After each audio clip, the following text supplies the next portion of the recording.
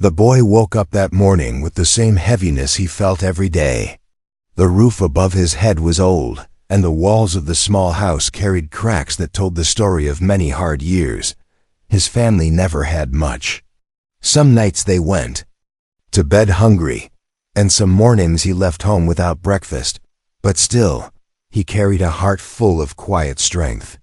He wasn't a boy who complained.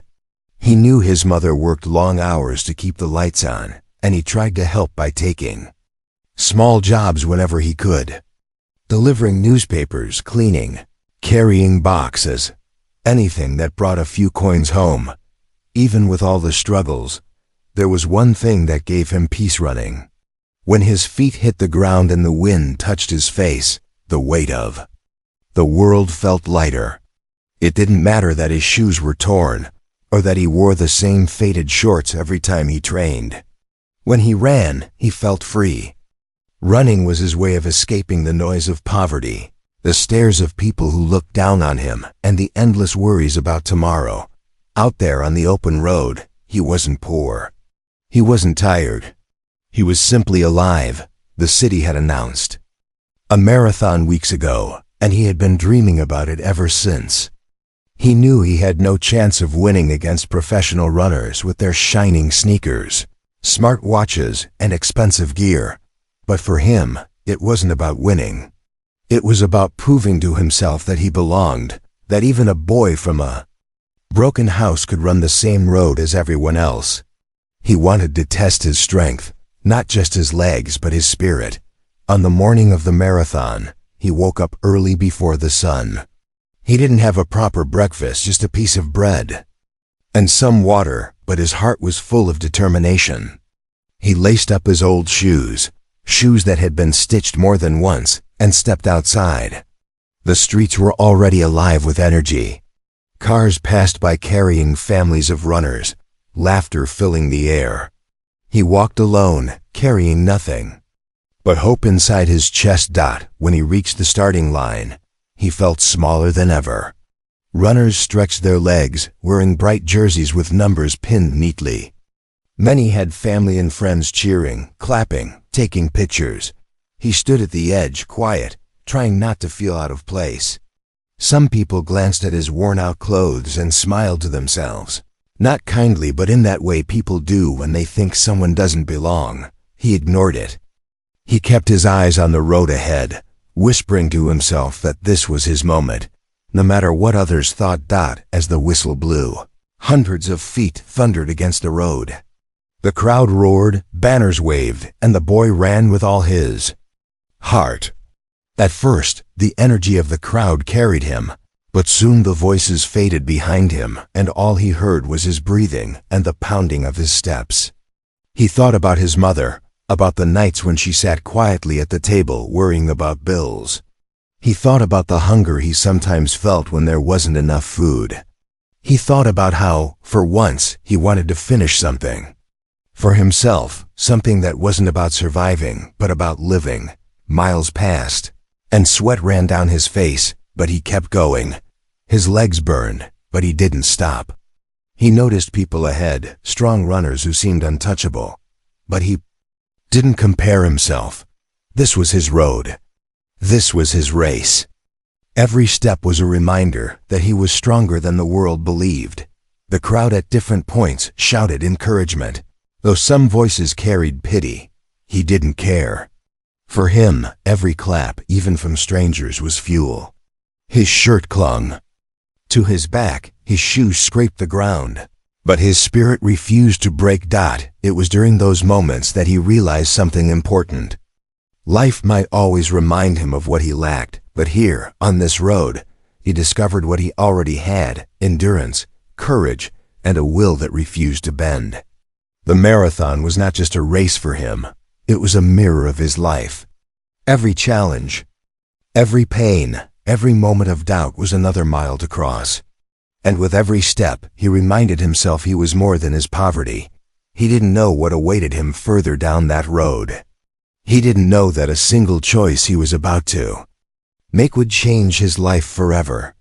For now, all he knew was the sound of his heartbeat, the rhythm of his feet, and the hope that kept him moving forward. Asterisk. The morning sun had grown stronger as the runners spread out along the wide streets of the city. The boy felt the heat rising from the pavement, but he kept his focus on the rhythm of his steps. His breath came fast, his chest rising and falling as he tried to keep pace with those ahead of him. Around him were runners in bright uniforms, some sponsored, some cheered for by crowds carrying banners with their names. He had no banner, no cheering voices calling out his name, but he held onto the quiet fire inside his heart. That was enough to keep him moving. The crowd along the sidewalks grew thicker as the race went deeper into the city. Children waved flags, families clapped, and vendors shouted while selling drinks. The boy could hear little of it, his ears filled with the sound of his pulse and the steady pounding of feet on the road. He wasn't leading the race, but he wasn't at the very back either. That gave him hope. For every person who overtook him, he overtook another, and he kept telling himself, "I belong here." As the miles passed, he began to notice the same runners around him. Some looked strong and steady, others already slowing down. But one figure in particular caught his eye, a young girl not far ahead. She wore a clean white running outfit with a number neatly pinned on the front. Her movements at first were sharp and practiced, the kind of stride that showed she had trained for this. Her ponytail swung with each step, and she seemed focused only on the finish line. But as time went on, something about her pace began to change. Her shoulders tensed, her steps lost their rhythm, and her breathing turned uneven. The boy noticed how often she glanced down at the road, as though trying to convince herself to keep moving. Others ran past her without a second look, too focused on their own victories to notice. The boy felt torn. He knew this was a race. Everyone had come to push themselves, and everyone carried their own struggles. But as he watched her stumble slightly, almost tripping over her own foot, a thought pushed into his mind. What if she can't go on? The road curved around a park, and the crowd cheered louder there. Music played from speakers, and photographers leaned in to snap pictures of the runners. For a moment, the girl straightened, pushing herself harder, but then, as if her strength had given out all at once, her knees buckled. She collapsed to the ground, hands braced against the pavement. Her head lowered as she gasped for air. The sound of the crowd shifted, turning into startled cries. Many slowed for a second, looked back, then kept going. To them, it was just another runner dropping out of the race. It happened all the time. Medics would come, someone else would handle it, and the race would go on. But to the boy, it wasn't so simple. He couldn't just run past her. Something inside him wouldn't let him ignore the sight of someone struggling right in front of him. He slowed his steps, heart torn between two choices. His dream of finishing the marathon burned inside him. He had trained in his own way for weeks, imagined this moment over and over. If he stopped now, it meant giving up his chance. He would fall behind, maybe even be unable to finish at all. But then he looked at her again. Her breaths came in sharp, desperate gasps. Her face was pale, her hands shaking as she tried to rise but failed. The boy's decision came quietly but firmly. He couldn't leave her. With heavy steps, he turned back and knelt beside her. "It's okay," he said softly, his voice calm. Even though his own lungs burned, breathe slow. Don't force yourself. She looked at him, eyes wide with both fear and embarrassment, but she couldn't speak. He pulled a small bottle of water he had saved and opened it for her. She took a shaky sip, spilling some on her hands. "You don't need to finish the race," he told her. "Just rest. You're not alone." The crowd noticed now. Some clapped louder, not for the runners still racing, but for the boy who had stopped. Cameras turned toward them. Whispers moved through the spectators. Why would someone give up his race to help another? But he didn't care about what they thought. He only cared that the girl was breathing a little steadier now, her hands less shaky. He crouched lower, offering his arm. "Can you stand?" She nodded weakly. He helped her up slowly, supporting her weight even though his own legs trembled.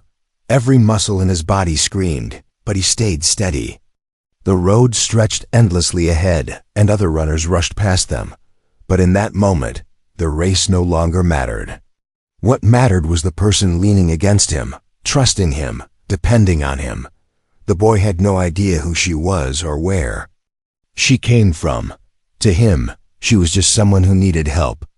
But that choice, made in the middle of a marathon, would soon change his life in ways he could never have imagined.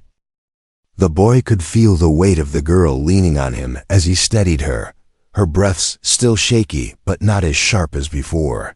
The crowd pressed closer on the sidewalks, watching, whispering, some even pointing. To them it was surprising, this poor-looking teenager, in worn-out clothes and shoes that had lost their shine long ago, holding up a girl who clearly didn't belong in the same world as him. But none of that mattered to him. What mattered was that she was standing again, and she was no longer alone. He tried to guide her toward the side of the road, away from the pounding footsteps of other runners who rushed past. She wobbled with every step, clutching at his arm as if letting go would send her tumbling back to the ground.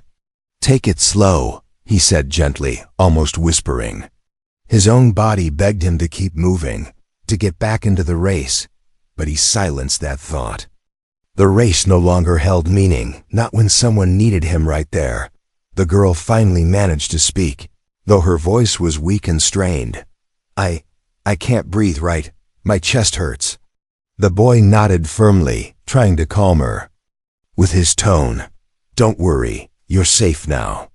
Just breathe with me, in and out. Don't rush it." He exaggerated the slow rhythm of his own breathing so she could follow. And little by little, she did. Other runners barely glanced their way, too focused on their own struggle to the finish line. But the crowd on the sidewalks cheered loudly, not for the marathon itself, but for the sight of kindness in the middle of it. Some clapped, some pulled out phones to record, and others called out encouragement. "You're a good one, kid." Someone shouted. Another yelled, "Forget the race. You already won." But the boy didn't even look up. His world, in that moment, was only the trembling girl beside him. He pulled her arm over his shoulder and wrapped his hand around her back. She was lighter than he expected, but still, his muscles ached as he took her weight. Each step forward was a test of will. His own legs were tired from the miles he had already run, but he forced them to keep moving. Slowly, carefully, he carried her toward the nearest medical tent in sight. She tried to protest, whispering, You don't have to. You'll lose your chance to finish." Her words were faint, almost guilty. The boy gave a small smile, though his breath was heavy. "Some things are more important than finishing. I can always run another race, but you only get one life. Don't think about me, just focus on getting better." Her eyes glistened as she looked at him, a mix of confusion and gratitude. No one had ever put aside something so important for her, especially not a stranger.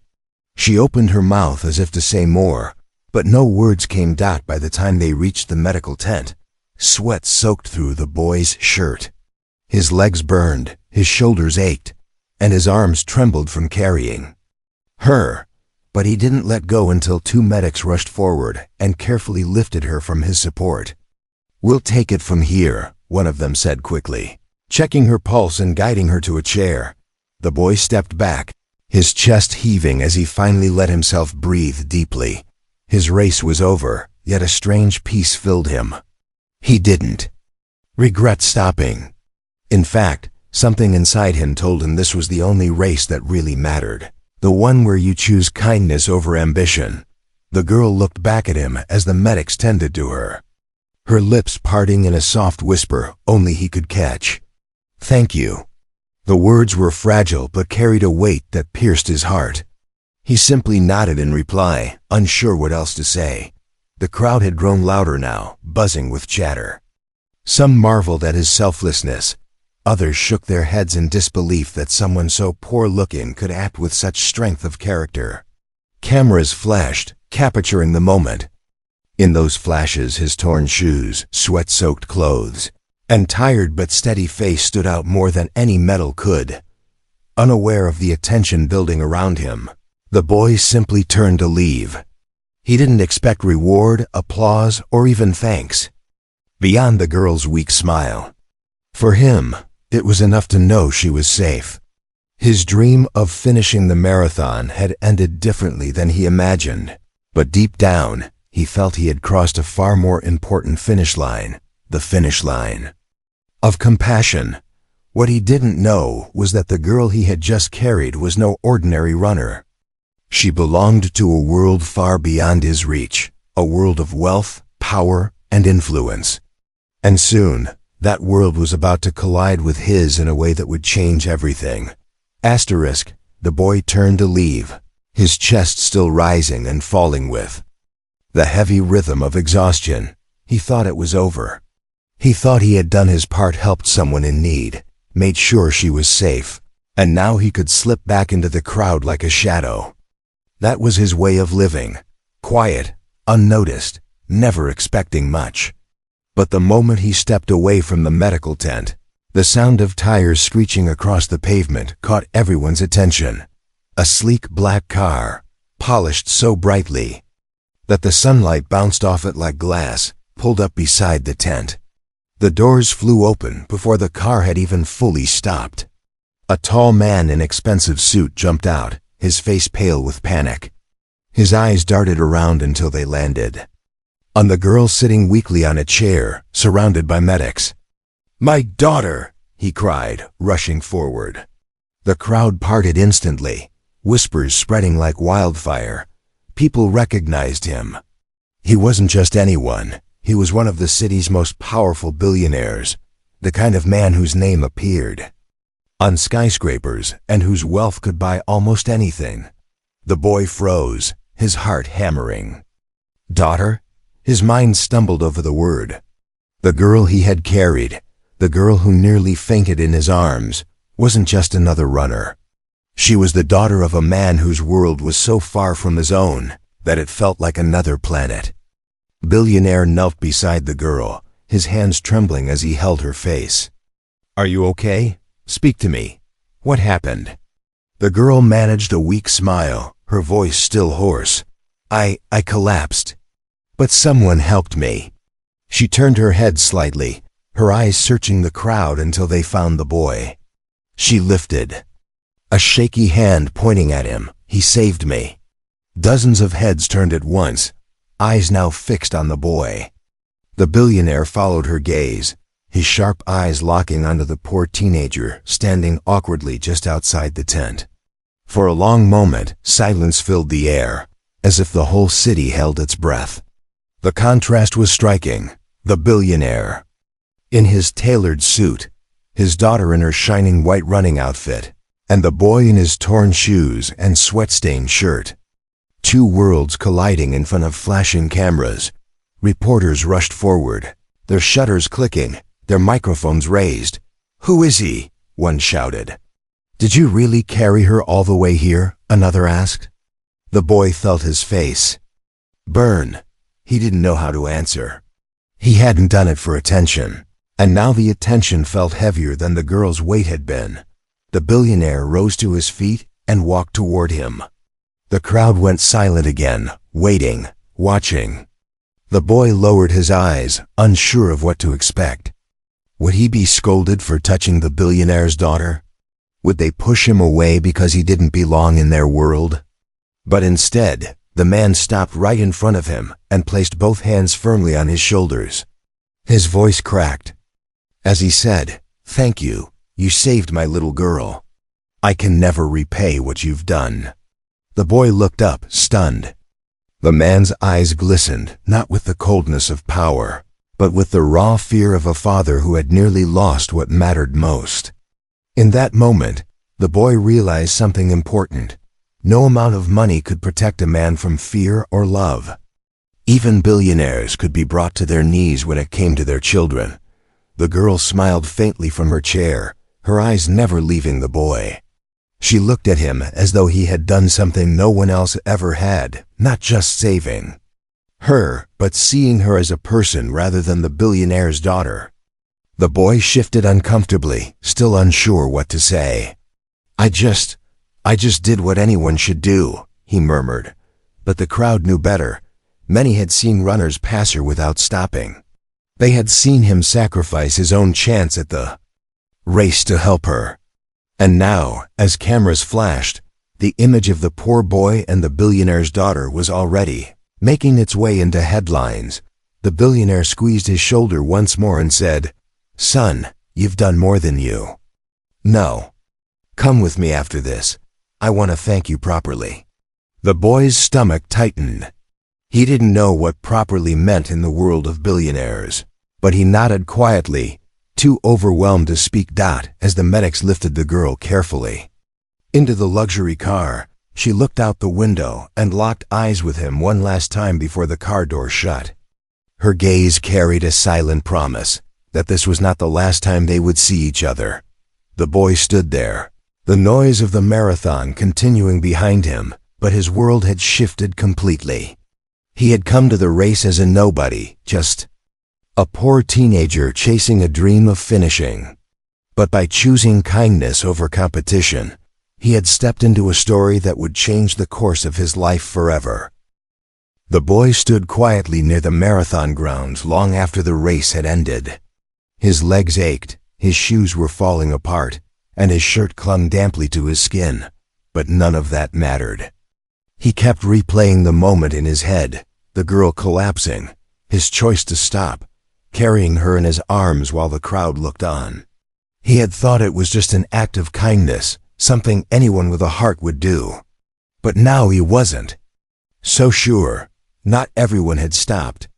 Not everyone had cared. As the sun dipped lower in the sky, a hand tapped his shoulder. He turned to find one of the suited men who had stepped out of the luxury car earlier. "The gentleman would like to see you," the man said politely. The boy hesitated. He had never been invited anywhere important in his life. Still, he nodded and followed. The luxury car waited at the curb, its polished surface reflecting the evening light. The boy shifted nervously as the door opened, and there she was, the girl he had carried. Her face was still pale, but she smiled softly at him. Inside the car sat her father, the billionaire, his expression serious yet warm. "Please come in," the man said. For a moment, the boy thought he had heard wrong. He looked down at his dirty shoes, then at the spotless leather seats inside the car. I don't belong there," he whispered. But the man shook his head firmly. "You belong more than anyone today. Get in." With cautious steps, the boy climbed inside. The air smelled of leather and luxury, a world so different from the cracked walls and thin mattresses he knew.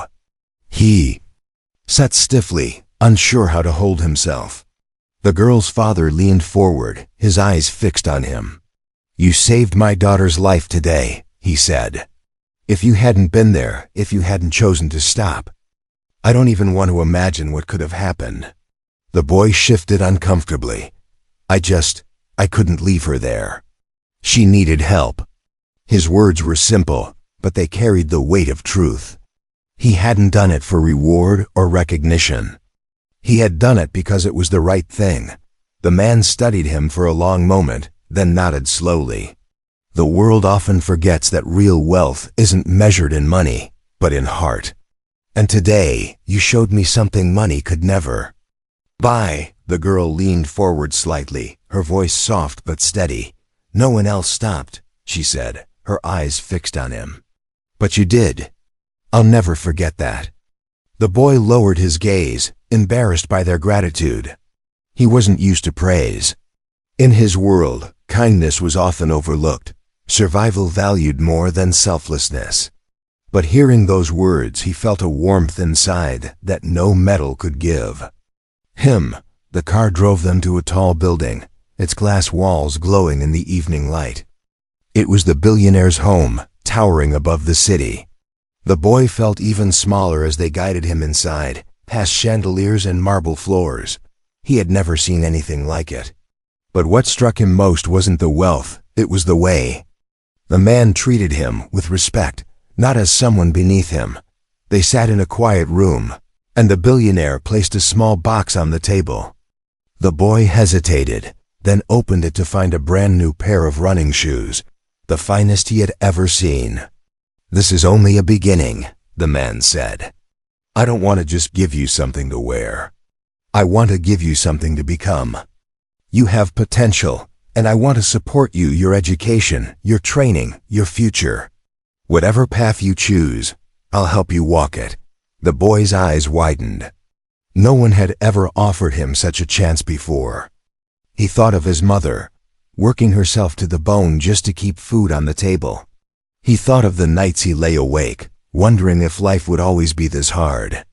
And now, before him, was a door opening to a future he had never dared to dream. He swallowed hard, his voice quiet. "I didn't expect this. I don't even know what to say," the man smiled faintly. "You don't have to say anything. Just promise me one thing, never lose that heart that made you stop for my daughter. That heart is worth more than anything I can give." Tears stung the boy's eyes, though he blinked them away quickly. He nodded. "I promise." That night, as he walked home with the new shoes tucked carefully under his arm, he felt different. He was still the same boy from the small cracked house, still poor in many ways. But now he carried something priceless, a new chance, a new hope, and the knowledge that kindness could change not just another person's life, but his own. He looked up at the night sky, the city lights glowing around him. The marathon had not ended with him crossing the finish line. Instead, it had ended with him crossing into a future he never imagined. And deep inside, he knew he would run again, not just for himself, but for every step that had led him here, to this moment, where kindness became the reward of a lifetime.